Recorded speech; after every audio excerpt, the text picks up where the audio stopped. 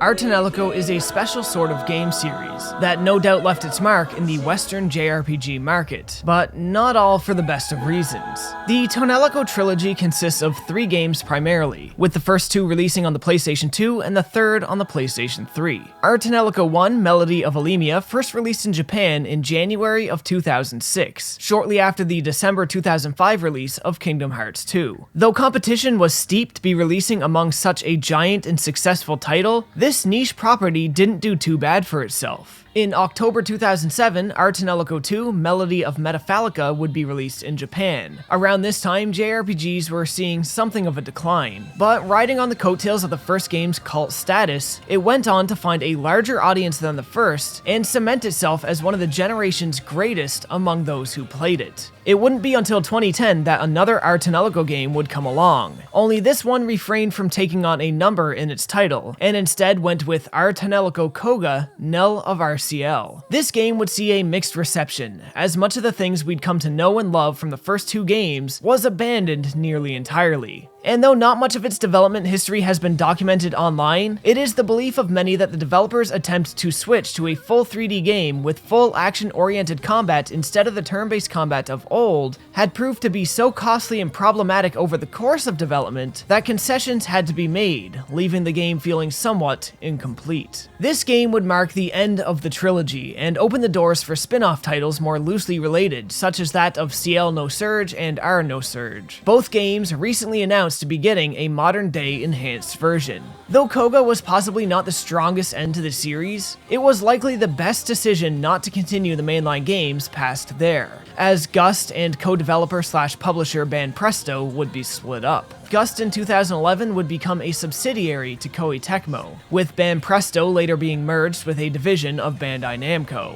When these games came to North America some years after their original release, their reputation would become one of inconsistency, and not just because of the third entry's radical changes. There was a far more unfortunate reason for this reputation, and one that keeps the trilogy in conversation today. The Our Tonelico Trilogy is known for having undergone what many claim to be an incredibly damaging localization process, and this reputation isn't entirely unwarranted. As a result of poor translations and bugs brought about through the course of localization, fans have taken it unto themselves to create new translations, and for Our Tonelico 2 especially, it comes highly recommended players seek out the fan translation and play that one instead to get a much truer representation of how the game was meant to be. Me personally, when I take a look back on older games like this, I like to see what the people here seen when a game was first released, like stepping into the past and getting a truer understanding of it, and seeing where this reputation came from. Plus, and I know this is pretty crazy to say,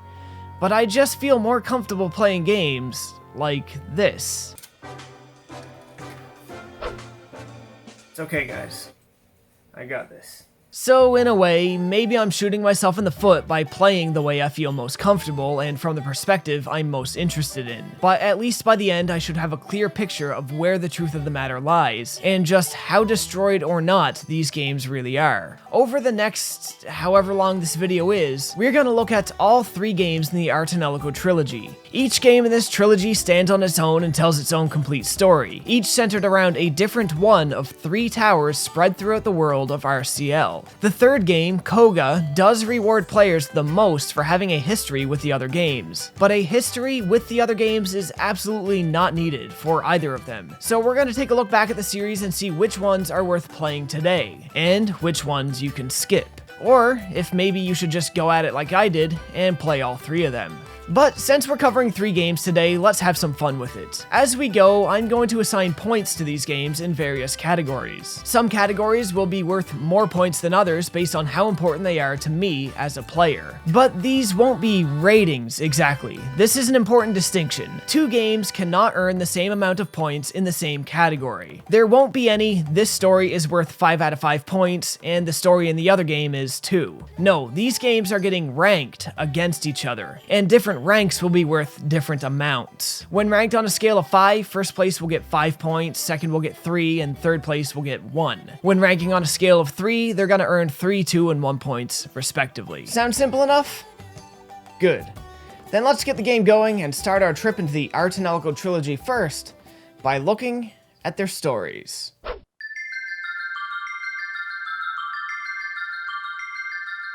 Our Tonelico 1, Melody of Elemia, isn't the strongest example of what the series has in store, but it is a great first outing and one that sets the stage well in letting us know what to expect. Like all Our Tonelico games, there's a heavy focus on characters, but the first game, opposed to the rest, allows its overarching narrative to take a back seat in favor of its characters, giving clear preference to one over the other. We begin simple enough in setting the world. In essence, there's two distinct groups of bodies on this planet who rarely seem to cross paths. To not make it sound too confusing by inundating you all with world jargon and terminology, there's the world above and the world below. The world below is where we have our everyday folk living their everyday regular lives and all the challenge and strife faced regularly by said everyday regular folk. In the world above, we have a group of celestial-like holy arbiters who oversee the world below. One day, however, the world above finds themselves to be the ones in need of saving, when rather unexpectedly an AI virus, as they refer to it, breaks loose of its imprisonment and begins wreaking havoc within their holy tower. In order to contain the virus once again, they must use the power of a sacred relic known as the Hymn Crystal, which has long been hidden away in the world below. And so it's here that our main character Liner, our hero in this hero's journey, first comes into play. Liner is a holy knight long living in the shadow of his doubting royal father. Expected to take his father's place when he retires, Liner instead seeks to carve a path of his own. Pushing aside what is expected of him, Liner takes the journey to the world below to retrieve the Hymn Crystal. On his descent to the world below, however, he runs into trouble, causing him to veer off course and crash land in a place entirely foreign to him, essentially leaving our hero as the one in need of saving. From here, Liner journeys across the land, meeting new people and chasing leads to find the Hymn Crystal. The overarching plot doesn't develop too frequently, but the characters and politics of the land give the player a lot to chew on. Within the world of RCL, there exists a group of people known as Ravatails. Ravatails are the names given to song maidens, a constant plot-centric group of people throughout the entire trilogy. However, where Liner crash lands at, he finds Ravatails to largely live in plight, with many folk treating them as subhuman, as slaves, or as tools to be used and abused and disposed of when their owners lack any further purpose for them. This is but one of many socio-political issues Liner must navigate on his journey, and serves well as metaphor, albeit one that's anything but subtle, to get its social statements across. Over time, it begins to feel that the quest for the Hymn Crystal was more of a MacGuffin to explore these issues through in a somewhat incidental manner, and as a result, I did find myself wishing the actual plot progressed at a more decent rate. Much of the adventure felt a bit pointlessly padded out, and the further into the game I got, the more apparent this became, with the third and final phase being the worst offender. The third phase is post-credits, so some people may take it as optional content, but the ending you get prior to the credits is anything but a legitimate ending, and the post-credits content seems anything but optional to me. The post-credits phase being the canonical end in my eyes just made the content of it all hurt even more, with hours upon hours of its runtime just being revisiting areas to have conversations and walking through old dungeons with little to no substantial changes, something that would have served better as a cutscene or visual novel section with a drastically reduced runtime. It really just makes it feel like the plot itself was meandering, even if the characters and their development were not. But this is an issue they thankfully addressed in Our Tonelico 2.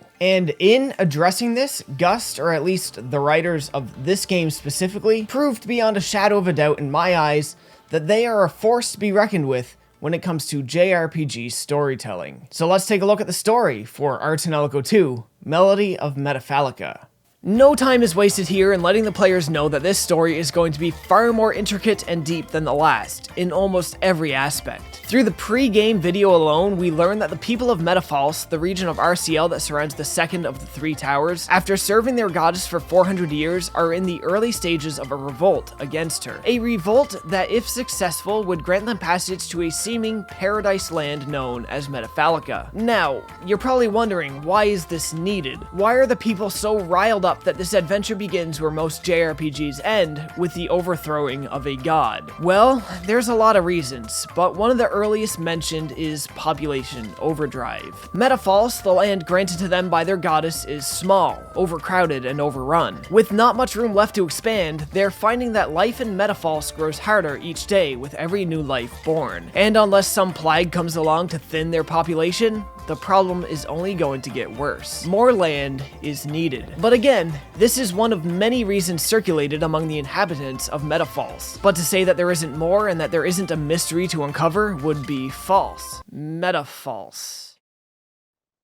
In order to find Metafalica, the chosen song maiden must first find, learn, and perform the melody of Metafalica, a task that in itself will put her in great danger, not only from the social and political elements acting within her world, but from secret governing bodies, opposition groups, and the goddess herself in whom she revolts against. Our main character Croy comes into play as the revolt is reaching its first big moment. However, he's not exactly drawn into the picture because of the revolt itself. Croy is a knight of the Grand Bell, and is charged with the task of capturing and containing, or at worst killing, IPDs. Song Maiden suffering an affliction known as Infel Pirate Dependency. This affliction rapidly expands a Song Maiden's power to limits beyond their control, often causing them to go berserk, resulting in catastrophic outcomes, and sometimes even the loss of innocent life. It's through his mission in Metafalce that Croy finds himself unwittingly caught in the middle of a coup d'etat, one orchestrated by the Sacred Army against a special high-ranking Song Maiden named Cloche. Cloche is the Song Maiden tasked with finding and performing the melody of Metafalica and leading the people's revolt against their goddess. So while she is the expected savior to many, she's an enemy to many others as well. Croy, upon rescuing her from the coup d'etat he stumbled into, is now tasked with being her protector, and now must protect her on her journey of rebellion and her quest to find the sacred lost melody of Metafalica. The politics of Tonelico 2 run deep, and the world and its religions and governing systems are very well fleshed out. Public perception and persecution is a huge element in the narrative here, and to say that it creates incredibly tense moments would be an understatement. Throughout the journey, Cloche and Croy won't always see eye to eye, and they won't always see success. Every failure, disagreement, and change of heart they experience will make its way into the public eye, and when the public is in the midst of a revolution, you can expect that group reactions will be volatile. Certain pivotal moments in the story carry a lot of importance and change the course of the adventure in quite a substantial way, and many of these moments and changes are left up to the player to decide upon, resulting in not only different endings, but journeys that feel substantially different for long stretches of time as well.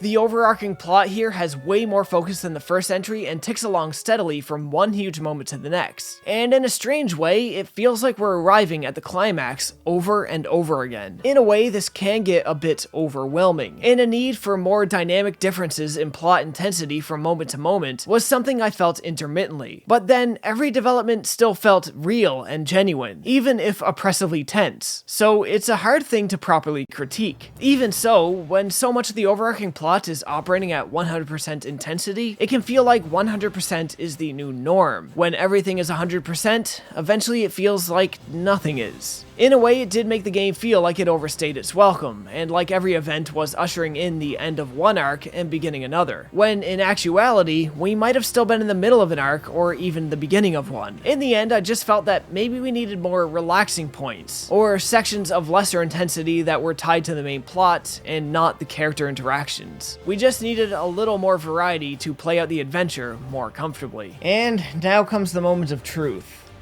Our Tonelico Qoga is the black sheep of this trilogy. It is a game that faced a lot of criticism over the years, and going into this for the first time, I was sure that it couldn't really be as bad as people say. I was ready to play this game with an open mind and embrace it with open arms, as I find I'm typically a little more open to budget games than some other people might be. But I came to understand pretty quickly exactly why this game was derided. Thankfully, the story isn't really the crux of its issues.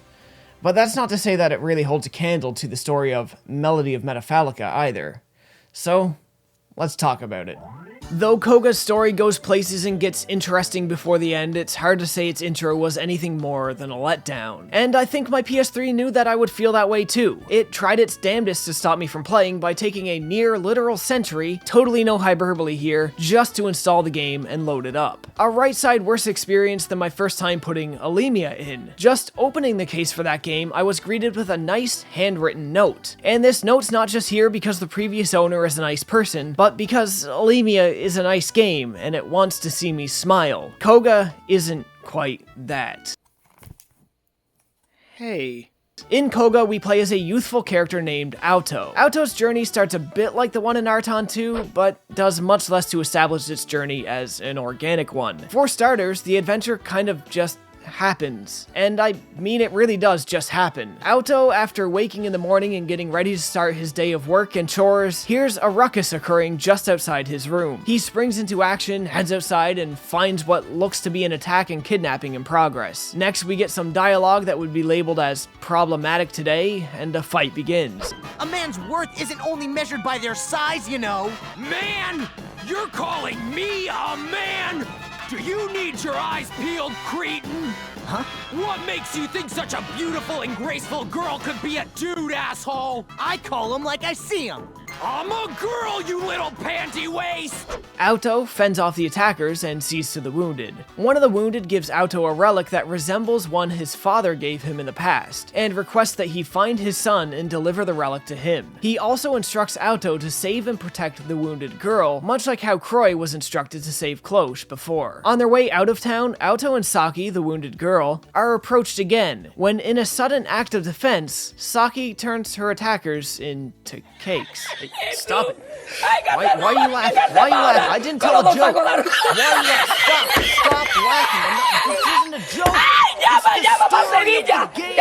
This is how the story begins. While the other games do have some issues with juvenile jokes, nothing quite felt this juvenile and misguided, and none of the other games kickstarted their adventures with such a juvenile act either. But this is what we got. From here, Auto and Saki leave town with a friend, and the journey to escort her to a new safe place, uncover the mystery of why she's special in being attacked, and why the man who was escorting her before carried such a familiar relic begins. And that's what we have to work with. Qoga doesn't establish too much else for us, and to go further would begin spoiling the plot developments that you might actually want to play the game for. So for this entry, it's probably best to just leave it at that. But since this is a JRPG, feel free to place your bets safely on how long it takes this journey to become one about saving the world as a whole. Though the overarching plot sees significant and interesting developments, it never quite reaches the level of its predecessor. And the same can be said with its characters, who, albeit, are still pretty interesting overall anyway. But that's all I'm gonna say on our overarching plots. So let's get our competition properly started.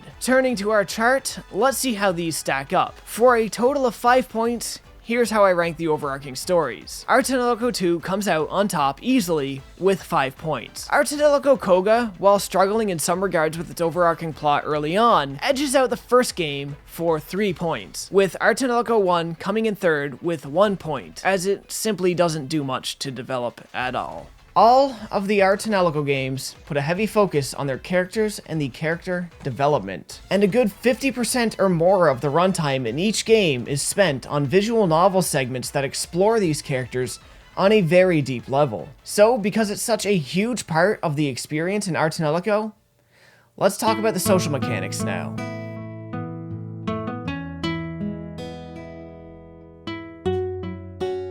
As a series, we have no shortage of great characters to dive into, or rather, literally in fact. Not only are the characters fun and interesting on the surface, but through the use of something introduced in Melody of Elemia called diving, which allows us to enter the cosmosphere of a Ravitail, essentially the innermost recesses of their mind and subconscious, we can get a full picture of who they are, who they were, and how they're going to become who they do next. We dive into their mind and navigate their thoughts and feelings, helping them cope with their past and current conflicts, and help guide them through the struggles of their personal development. While the Cosmosphere is mostly optional, there are points throughout the game where you must progress them past a specific point with certain characters to continue, but fully finishing them is never exactly required. Not required, but of course, very recommended. The Cosmosphere, first introduced in Tonelico 1, operates pretty simple. Through battles, you earn something called DP. Basically, points you spend to launch events in the Cosmosphere, and something of a barrier preventing you from just playing through the entire Cosmosphere at once early on. Every Ravitail's Cosmosphere looks different, and is divided into layers, each with its own map. To get to the next layer of a Cosmosphere, you must first complete all the visual novel events on the current layer, thus coming to understand your characters on a deeper level, and also unlocking new song magic along the way. The deeper into the layers you get, the more unstable they become, and the more raw and focused the personification of a Ravitail's subconscious emotions and troubled pasts become.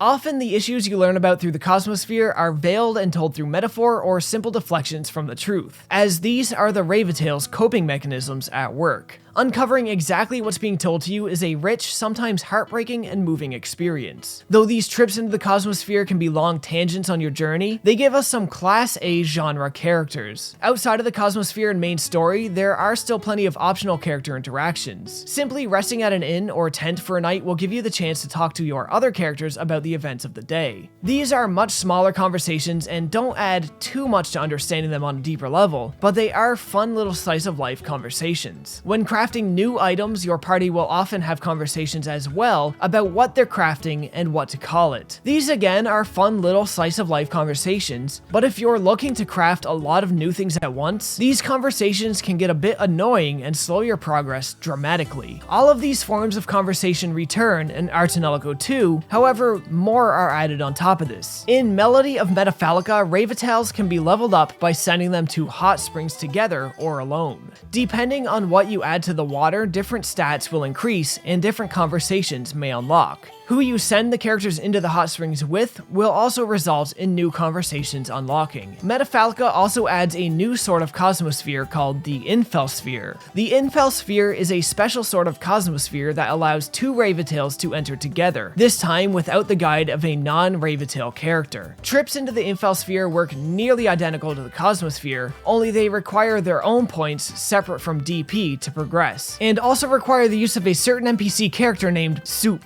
to access. Soup is weird. Kind of. Without getting too deep into it, he's kind of a magical creature with a seemingly malleable body. Soup can stretch himself out to essentially act as a body pillow, and the two Ravitails who would like to enter the Infel Sphere must get into bed together and fall asleep with their head on his body. Yeah, Soup is weird, but I also kind of love Soup.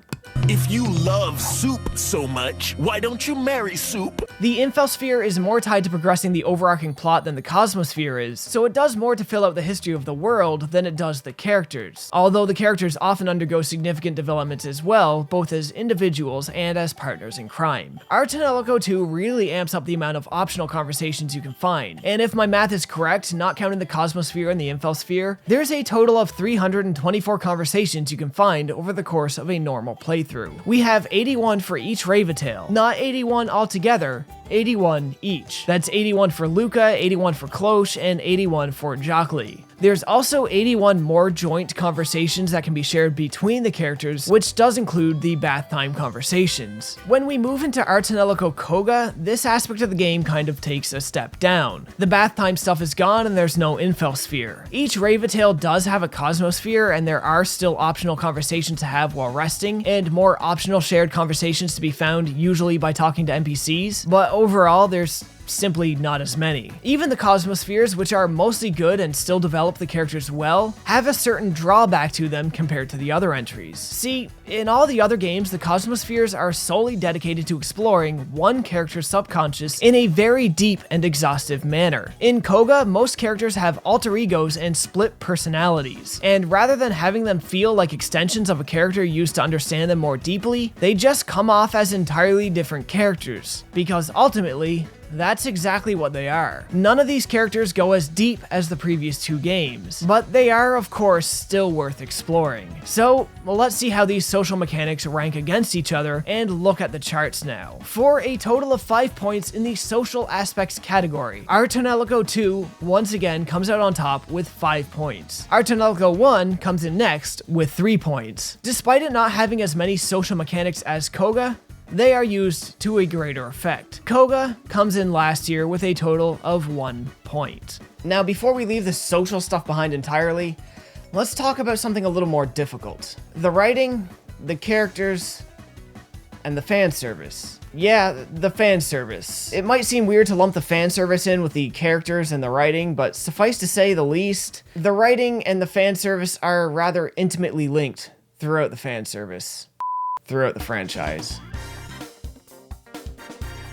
We'll start with our Tonelico 1. In terms of its writing, it's pretty good, but there is a lot of juvenile dialogue up front and forced in sex jokes. A lot of actions in this game's world are paralleled with intimate sexual acts, such as having a Ravitail be dived into for the first time being akin to one losing their virginity. This is furthered in our Tonelico 2 when our main character Croy has to administer a life-extending agent into the Ravitail, only there it's even more graphic and on the nose. So much so that it maybe gets a little cringy and uncomfortable. Those are small parts of the game, however, and are relegated to very specific developments. The characters outside of that still develop wonderfully. Besides, those aren't even the cringiest parts of the dialogue, but the worst parts, I believe, come mainly from the localization, which we'll talk about later. I found our Tonelico 1, the Cosmospheres added up to the greatest character backstories, the most interesting and the most tragic, but that was only for the Ravitails. Outside of Cosmospheres, the character's development isn't quite as strong, and I'd say overall, our Tonelico 2 takes the cake, with certain characters like Leglius, a non-Ravitail character, taking me by the most surprise. I doubt you'll use the same words you just told me. Of course not. That's why I'm waiting for her to come out and say it. You may as well wait forever. Sure, maybe he tries his best David Hayter impression delivering his lines, but this guy's backstory was incredibly human and touching. Our Tonelico 3 I kind of already touched on, but while the characters are interesting enough, they don't get the same level of focus and easily resulted in what I consider the worst cast among a trilogy of games with great casts. Now, the fan service. I mentioned earlier about the juvenile sex jokes and stuff, but sex jokes alone aren't really fan service. Fan service in this series becomes more and more overt as the games go along, and this is a bit to their detriment. In our Tonelico 1, we got little glimpses of this mainly in the Cosmosphere. If you venture deep enough into the girl's subconscious, they may start coming onto you, and you will see almost all of them dressed in next to nothing and trying to get close to you. These moments are often sweet and endearing, but the lewd factor isn't entirely innocent. We see this as well in a few character designs that, I won't lie, I kind of really like. If somebody had told me about Ayano earlier, I probably would have jumped into this series earlier. She's a badass, and she looks like a badass too. Overall, one of my favorite physical and lewd designs in the entire series. Our Tonelico 2 takes things just a step further. The lewd character designs and situations are more prevalent, but then we have the bath time stuff, which conceptually felt a bit more forced into the world. And even more forced in was using soup to get into the infosphere. Of course, meaning the girls have to get into bed together. 13-year-old me would probably think this is hot. But old me thinks this, well, could have been hot under different circumstances. Here it just derails and cheapens the writing, forcing the world to bend around fanservice-y ideas rather than having those ideas be worked more organically into the world. Our Tonelico Qoga completely goes off the rails. When we get around to talking about the combat, we'll discuss purging more, but in essence, it's a stripping mechanic. Having played the first two games, I never would have guessed that stripping is how they were going to expand the combat system next, but here, they've gone and done it. The further into a girl's cosmosphere you can get, the more you can cause her to strip in combat. The benefit?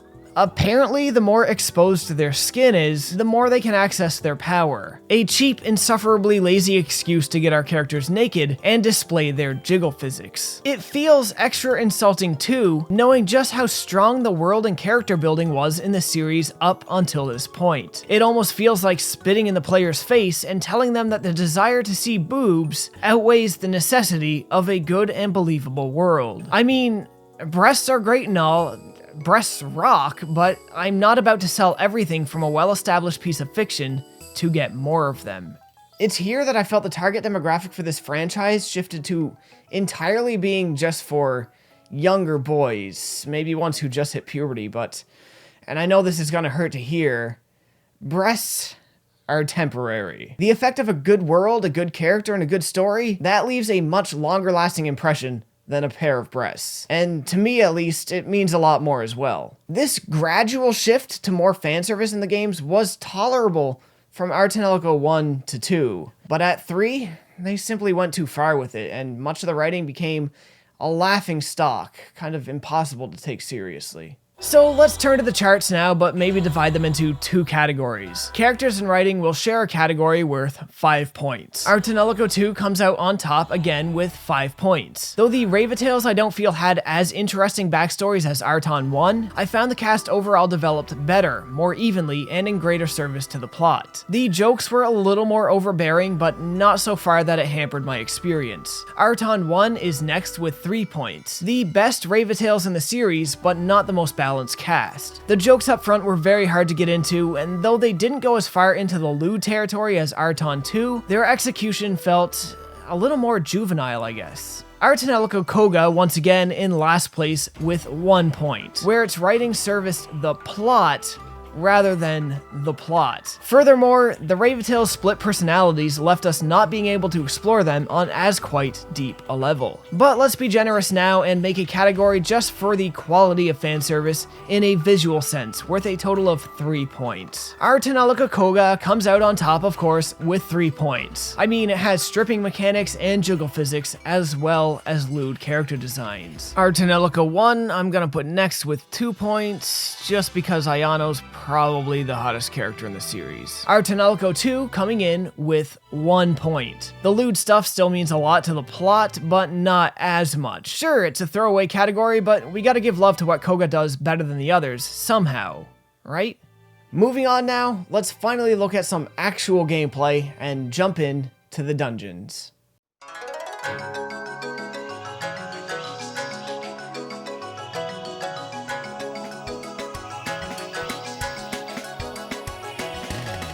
If there's one thing all of these games do somewhat poorly, it's the dungeons and exploration. Almost every dungeon in each of these games is one of two things: a linear path from start to finish, or a maze-like area that's more disorienting than it is interesting. Sure, there's some optional doors to open and find loot, and maybe even an extra hallway to venture down, again to find more loot, but there's not much more to spice up your average journey into a dungeon. The first Our Tonelico arguably does the most to give you stuff to work with, but it doesn't really go that far. There's some light platforming elements that come with virtually no consequences, but hey, at least you can jump around and keep yourself entertained, and make it feel like you're doing something more than just walking. Each Ravitale in the first Our Tonelico also has something in the way of elemental-based field skills. These, however, don't have too much practical application. At times, you'll just need to use them to brute force open a door, and in the odd situation, you can hit environment objects with them to transform their natural state into something you can pick up and use as a consumable. This is a mechanic not revisited in the rest of the series. Our Tonelico 2 adds nothing to exploration at all, and instead curiously takes it all away. There are no field skills, and even the ability to jump has unforgivably been completely removed, and so what we're left with is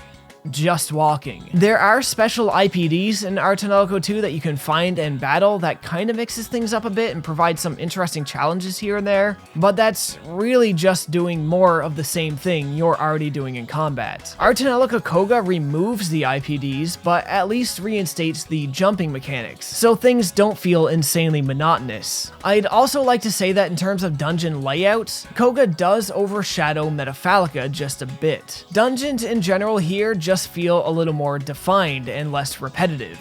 Their graphic palettes aren't as interesting, but it doesn't feel like they just had a pool of environment assets that they just copied and pasted together to make mazes out of. It feels more like the dungeons were designed first and then constructed, instead of how the others feel, as if their parts were constructed and then the environments built by using and reusing those parts. One of the best things I feel in all of these games is how it handles encounters in the dungeons. In the corner here we have this little bar. The shifting color of this bar shows how much more likely you are to get into a battle, but just because you might still be on a solid green, it doesn't mean that you can't get into a battle. That just means the likeliness is low, not that it's non-existent. The more battles you get into, the more the bar drains. Once the bar is completely empty, encounters come to a complete standstill until you leave and re-enter the dungeon. The plus side to this is that these dungeons can be a little on the larger side from time to time, and thanks to their maze-like designs, they can be a bit disorienting. Getting into an endless amount of battles could easily make them overstay their welcome and become sources of frustration. However, being able to bring the encounters to an end entirely grants a nice and relaxing reprieve where you can just explore the dungeon to your heart's content and enter every room you may have missed earlier and collect your missing loot. I will say there's one downside to this, however, and that's in grinding.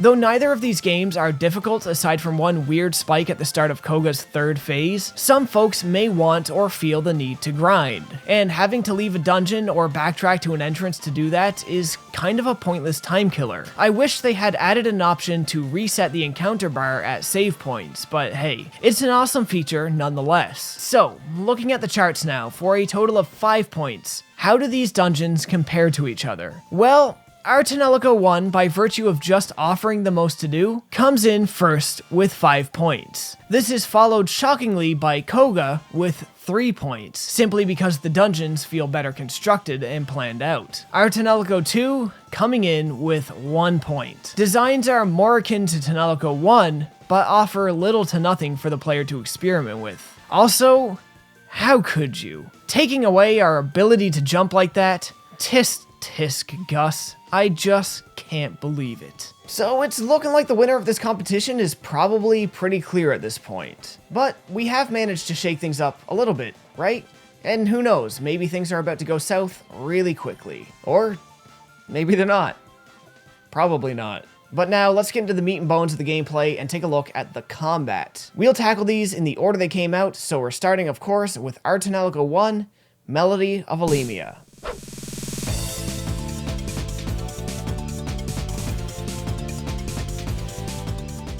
If you've played, say, many Compile Heart or Idea Factory games in the past few years, some aspects of this combat system will seem a bit familiar to you. We have frontline characters and backline characters. Backliners don't play a very active role in combat, but when they are given the opportunity to attack, they generally make the biggest difference. In this game, our backliners are, of course, the Ravitails, our Song Maidens. As soon as battle begins, the Song Maiden starts singing the song of your choosing. The longer she sings, the higher the damage percentage of her move will go, and the more her MP will drain. If MP hits 0, then the attack will launch whether you're ready or not. The goal of our other characters here, the frontliners, is to attack the enemy and protect the Song Maiden until you're ready to complete her song. As the song meter charges, the persona of the song will transform, and its attack animation will be different as well. Most songs have about 3 or 4 different attack animations, with the final animation coming in around 15 to 20,000% damage. Damage percent increases beyond this still make a difference, but the difference is less tangible than the ones that occur when transitioning from one animation to the next. When you're ready, simply shoot your shot and watch the fireworks show. The song attack animations are the lifeblood of combat for me. They're just awesome spectacles that I frankly never got tired of witnessing. Now, while you're waiting for a song to charge, you and your enemies swap turns as displayed on this AT chart up here. On your turn, you can do a few basic things. You can use your regular attacks, use items, wait out your turn to slightly rearrange the turn order, or use special skills in exchange for some of your HP. What skills you can use are dependent on how many orbs you have down here, which are gained by charging the meter next to them by attacking with your regular party and completing songs with your Ravitail. When the enemies get the chance to attack, they, like you, can only attack frontline units, unless launching special attacks. These special attacks can target your Song Maidens directly, and when this happens, rings will appear around your Ravitail. Now, the ability to guard with your frontline attackers is unlocked. Guarding will sacrifice a turn, but it's often a necessary sacrifice. The amount of rings that appear around your Ravitail will also show how many people must defend her to prevent damage to her entirely. If you forego guarding, Ravitails have piss poor defense, so the attack is often lethal. If she does manage to survive, the break in her concentration will cause the damage percentage meter to be severely reduced, setting your charge back several turns. Now, if a Ravitail does die, it's not game over, but certain battles without them become incredibly tedious nightmares. The main gameplay loop in combat here is really just biding time for a Song Maiden to complete her song so you can mop the floor with the enemies. It's not a hard game or particularly complicated, but it's a decent combat loop with enough visual bells and whistles and strategy to keep you entertained, and it's a damn good first effort for a new IP. Our Tonelico 2 sees this combat expand in a pretty drastic way, so much so that it almost feels like an entirely new combat system constructed from scratch, but it still maintains enough of the loop, visual identity, and strategy that most people will simply see it as the next natural evolution in the series, and it's awesome. With the new combat system, we now bring 2 Raventails into battle along with 2 Protectors, and again the song is started at the very beginning of battle. However, despite having 2 song maidens, only 1 song can be launched at a time, and both maidens sing it together. With the 2 characters on the front line, when their turn comes around, we attack with X and square, a different button for each of the characters, which, and don't tell anybody about this, made me hold my controller like this while I played. And hey, if it works, it works, and this just felt right. The red meter here charges to different levels, and how high the level is when you attack will determine how powerful your base attack is, and will also unlock new skills. Waiting for the charge to reach a higher level and make your attacks sympathetically stronger helps prevent this semi-real-time combat system from becoming a simple button-mashing fest, but your attacks aren't used just to deal damage either. Depending on what direction you're holding while attacking, you'll launch different types of attacks that fill in this little chart here. This chart can control a number of things, but perhaps the most important is its ability to alter the structure of certain songs. Some songs have more than one arrangement, and by charging your attacks in the directions indicated by the glowing lights on the chart, you can take the song in new directions for different effects and new unique attack animations, which I'll add are just as cool if not cooler than the animated attacks seen in our Tonelico 1. Furthermore, with the right attacks you can increase your harmonic resonance with the Raventails, and when high enough you'll unlock the ability to launch Replakia, which is kind of like a powered up state for your entire party with added attacks to boot. The blocking mechanic is completely reworked from the first game as well, and feels much more active, no longer requiring you to sacrifice turns to do it, and coming with a greater sense of risk and reward. On enemy attack phases, a new meter pops up, similar to the active reloads in a Gears of War game, or even much akin to a rhythm game. The point of an enemy's attack connecting with your characters is indicated by the moving bar, and the highlighted area is the zone in which you'll have to hit square or X to defend with the relating character. The closer you are to a perfect block, the more damage you can prevent,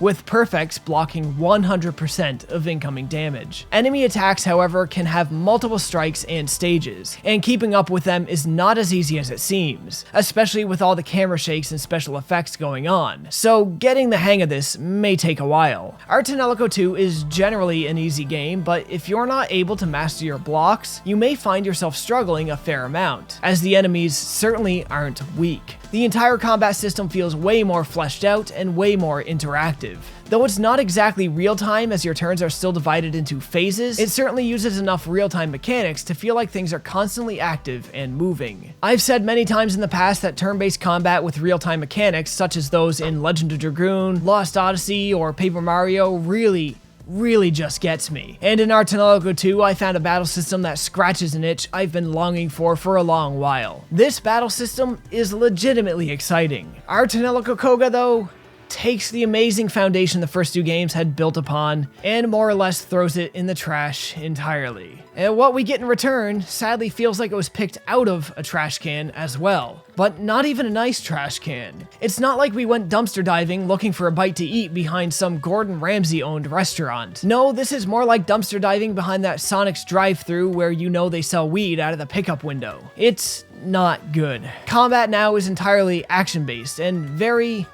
inspired by the 3D Tales of battle systems. Only this feels more like one of the 3D battle system the Tales team would have experimented with and thrown in the trash the first time they ever tried to make one. In essence, it feels less refined and underdeveloped than even the oldest battle system of this sort. Basically, we enter battle with 4 people now, 3 attackers and 1 song maiden. You get no choice in which song the song maiden is going to sing. They all only know one tune. The song maiden is locked in a single position and an aura around her marks something of a danger zone. If an enemy so much as touches toes in this zone, it doesn't just break her concentration, but rapidly decreases her HP as well. At the press of a button, you can pretty much teleport to her location to beat the enemy back, but this is on a cooldown. As the maiden sings, you can purge her clothes to raise the power of her song. Each time you purge, you must hold down one of the shoulder buttons and shake the controller. Each time you purge as well, your characters will get a buff, and what buff that is determined by what you set to the button you pressed. These buffs are unlocked by exploring a Ravatail's Cosmosphere, a poor substitution for the new songs and cool animations we used to be rewarded with, but it is what it is. Your other three characters simply engage the enemy by running at them and swinging in their faces. Combos are only 3 hits long, and they don't expand beyond that. You can craft new skills and map them to the D-pad, but these aren't chained together in a smooth fashion to make your combo chains any more intricate. I guess there is a light amount of strategy. Depending on how high the resonance on this chart is when you attack, your attack will deal more or less damage. This chart in general is kind of just a visual representation of RNG, but it at least gives you some ability to work around the RNG or use it to your benefit. Certain actions will also lower and raise your resonance. To block incoming attacks now, you simply stop attacking. Guarding then happens automatically and reduces damage by 50%. Otherwise, you're just expected to run around the enemies. After purging a maiden 4 times and getting her as naked as possible, she'll enter into a special attack that plays out in a long animation. During this, the harmonics chart works like a rhythm game. Just press your attack button while the resonance crosses paths with the marked point, and you'll do more damage. Some other characters have special attacks that you can launch through the battle menu when they're ready, but I didn't get much use out of these. And really, that's it. That is the whole boring combat system from start to finish. To say that this is simply a step down is overselling it, quite frankly. I was woefully disappointed in this, and found the direction to be a poor one for the series overall. But even if I took this out of perspective of being the 3rd entry in an established series, and just looked at it as its own thing, it'd still be pretty poor. And we're gonna look at even more of the reasons why when we hit the technical aspects of this trilogy. So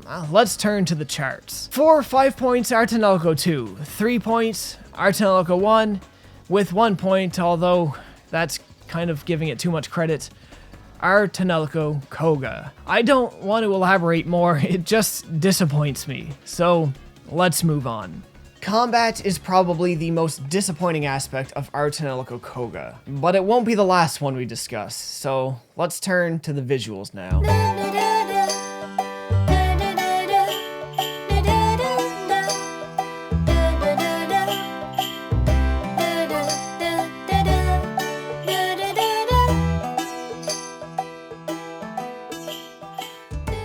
Our Tonelico 1 is a cool looking game and it's aged well. Mostly. The sprite graphics are unique and characteristic and really accentuate the character designs. Much of the world is hand-drawn, so no town really looks like another, and anything that needs to stand out does so by merit of its impeccable design. Cutscenes and song animations are great, and the backdrops and skyboxes all add a lot too. The one visual area that's notably bad is the overworld, but you don't walk around in the overworld, so it's not a huge deal. The thing is just a means to an end, a way for you to cycle through locations and give you an idea of how the world is all laid out. And it certainly could be worse, but it ain't great. Our Tonelico 2 ups the ante in all regards. Everything about the first is continued here and enhanced. The 3D environments are built out better to have a sense of depth, and some areas employ a nice touch of parallax scrolling to liven up your backgrounds. Character hands look a little more tumor-ish. Like everybody has rescue hero syndrome, but I'm plenty cool with it. It's just their unique art direction. Our Tonelico 3, much like it did with combat, again, kinda completely shits the bed. With this entry, they not only shifted to complete action combat, but complete 3D worlds and characters as well. That is, aside from the 2D character portraits and gameplay CGs. But even these are a notable step down in terms of quality, with proportions on some even being completely out of whack. Many of the animations feel jank and incomplete, and there's weird issues here and there in regards to clipping that really should have been cleaned up. Every time you climb a ladder, for instance, half your body disappears into the floor at the top. The character models, at least I feel, are passable, but overly generic. The world feels rather empty and lackluster, as though money wasn't available to spend on adding any finer details, but I will give them some credit in in that they managed to put a few big statues around to keep your eye distracted from the otherwise lack of anything special. Qoga does have a more frequent use of fully animated cutscenes than the other games, and that was kind of nice to see, but otherwise this really is just a comparatively very ugly game. For a total of 3 points, our Tonelico 2 is coming in first here, with our Tonelico 1 getting 2 points, and Qoga getting a measly 1. And it's not over yet. Now let's take a look at the performance and controls, as they do often affect one another. This part again will be worth 3 points. Our Tonelico 1, I can't say I struggled with much at all in terms of performance or control. It hitches up a tiny bit when loading in new songs and animations for the song Maidens, but it never directly impacts anything. Our Tonelico 2 during heavy enemy attacks feels like it can at times start dropping frames. Though it's often hard to tell with the amount of camera shaking going on, I got the distinct feeling it was happening and found that hitting my defend prompts from time to time was more difficult. But again, this was never enough to get in the way or hardly even make the games difficult. Only other control issue I had was purely cosmetic. I want my damn jump button back! But I digress. Our Tonelico 3 usually runs pretty solid. I bet you weren't expecting that, huh? Well, there's emphasis on the word usually here. When it runs bad, it runs bad. Battles containing 4 enemies are a complete shit show. The frame rate becomes incredibly inconsistent to the point where breakfast burritos begin to feel like they were a bad choice. In this one area here, my controls became delayed on a level I've frankly never experienced before. This seemed like it was caused by a unique bug or something, and eventually quitting and reloading solved the issue, but damn was it ever just gross. In terms of control, it ain't good. Combat feels overall sloppy. Moving around and in and out of the foreground almost feels like you're trying to break boundaries to do it. Yet if you don't do it, your partners just line up between you and the enemy, and then you can't attack. The waggle control to purge your maidens feels insanely unresponsive. Often, I would stop moving in combat altogether for long stretches of time, just trying to purge her, making sure to be doing nothing and pressing no other buttons other than what was required. And many times, I would have to give up. You have to be really aggressive with this waggle control, and man, it's just not a good feeling. The jump animation is also floaty as hell, and every time your character lands, it feels like they skate for a good 4 feet. Hell, even just walking down these stairs. I'm not pressing anything besides my direction buttons, but you can see that I keep taking off into the air like I'm jumping. I can't even remain properly anchored to the ground, like gravity has no bearing. So yeah, performance might be okay most of the time, but control certainly is not. For 3 points, our Tonelico 1 is taking this one. It's the most solid in every regard, followed by our Tonelico 2 with 2 points and Qoga with 1. Now let's break away from the dismal for a moment and talk about something every single one of these games does exceedingly well. Let's talk about the music. And we'll throw in the sound effects and voice acting in there as well. So, music first.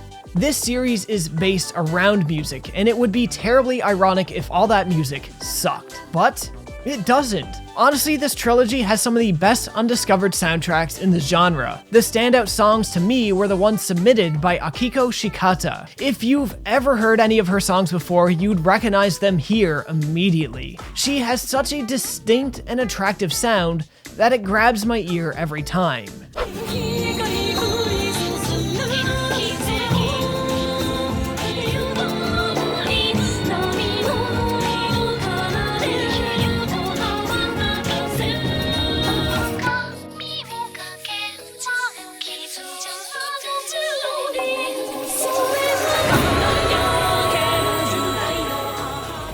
Many of the other composers involved also done a banging job, but it'd be tough to outshine Akiko here, an artist I first became aware of because of her work on the When They Cry franchise. I will give special mention to one track from our Tonelico 1 though, just because it's kind of hilarious. I don't know if it was like this in the Japanese version, but in English, there's one battle theme, hype as it is, that gets really distracting when out of nowhere, somebody starts rapping. But it's not just rapping into what sounds like an old Fisher-Price microphone. It's such poor quality, it's actually hard to understand what he's saying. But in a way, I kind of love it for that. Like, the quality is actually worse than what Wesley Willis was doing when he first came up on the scene.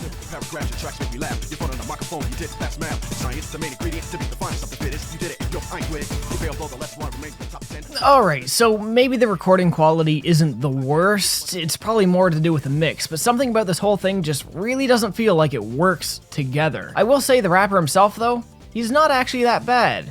I have a feeling this part was sampled from somewhere, but I can't find out where. A lot of other tracks in the game, I find they really stand out just because of how cutesy they are. And this is something that always made me feel a bit at ease when playing the game. They really nailed the tone. On the voiceovers, I mean, in our Tonelico 1, some of them are okay, but it's probably the low point for the series. You really did a great job this time. If it wasn't for you, Platina might have been destroyed. I would like to express my appreciation as well. Thank you very much.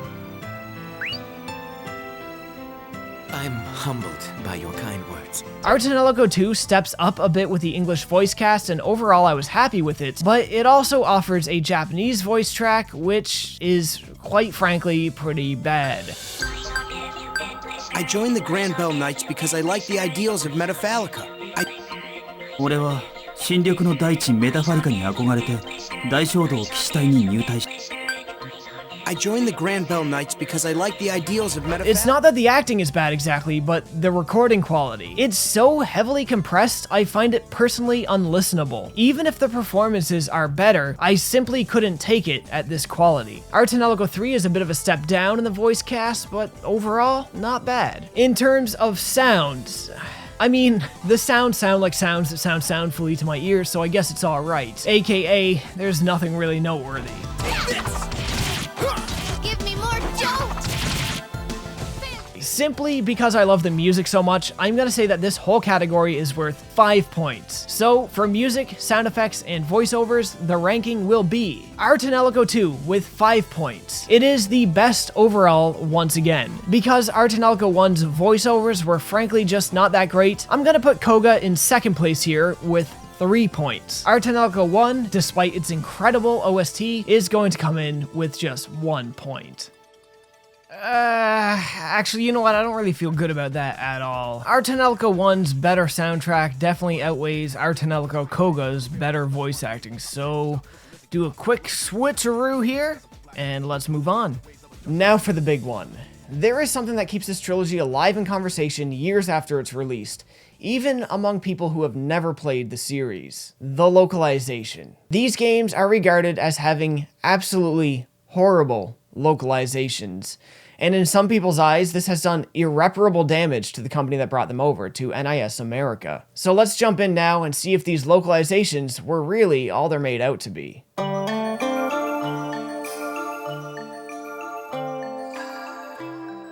I could go through some documented lists people compiled of every typo, glitch, and error that was ever found in this trilogy, but I think it would just be best to tell you what I, as one person playing normally, came to experience. In our Tonelico 1, I seen almost nothing. Literally, beyond a couple typos, almost nothing. Our Tonelico 2, things got a little more hairy. Typos were more frequent, and unfortunately some of these had more damning consequences than others. In one instance, I had to resort to a guide to tell me where to go, because the translated name in the text was not the name of the place on the world map. There were also some lines I'm almost certain were not in the original Japanese version. Terrible, dated references that cringed me into an early grave. And then there's the most infamous glitch of them all as far as this trilogy is concerned. One that many people told me would make the game unbeatable. A glitch I've heard people say is completely game-breaking. A glitch that I hit. It's alright. Still got this.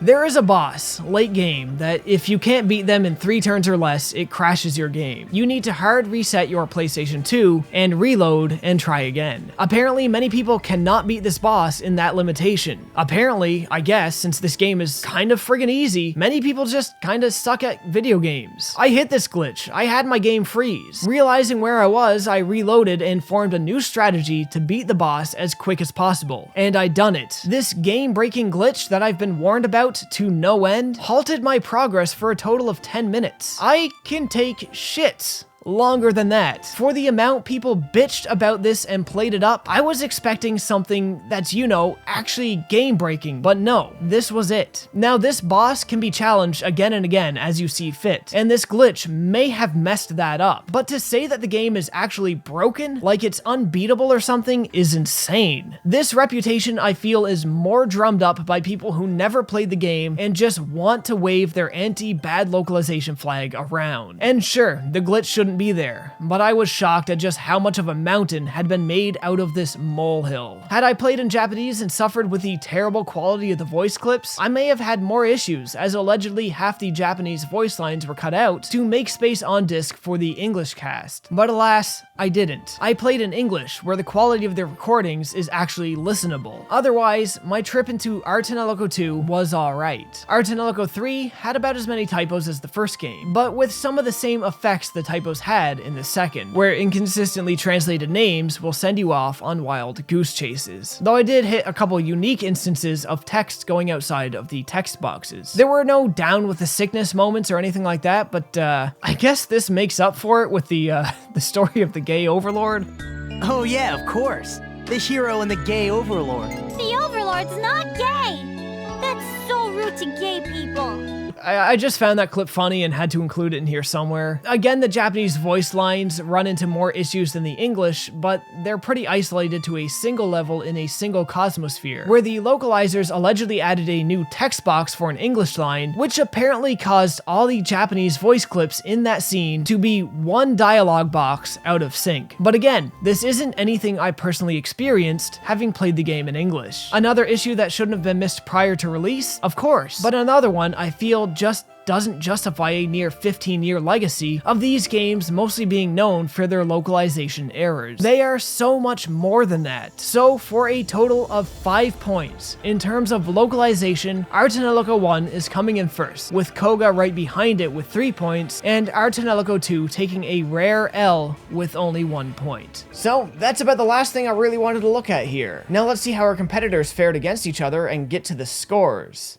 as well as some closing thoughts. With a total of 44 available points across all unequally weighted categories, Tonelico 1 is coming in with a very respectable 30 points. Tonelico 2, however, just edging it out with 33 points, really held back by its low score in the localization and fan service department. And despite pulling ahead of Tonelico 2 in both of those categories, Qoga finishes with an okay but not amazing 18 out of 44 points. A good showing from all the games here, but one is a clear winner.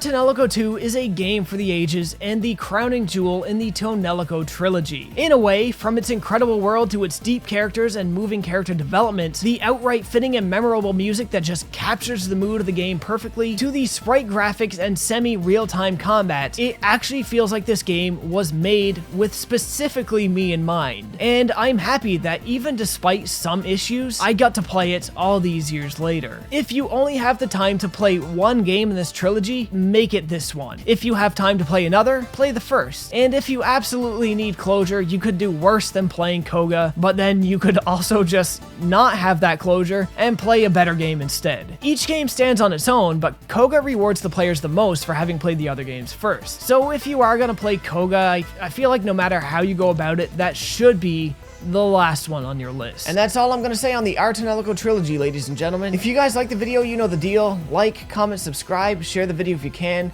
Links to all my socials and the Patreon support page are in the description below. As always, folks, thanks for watching.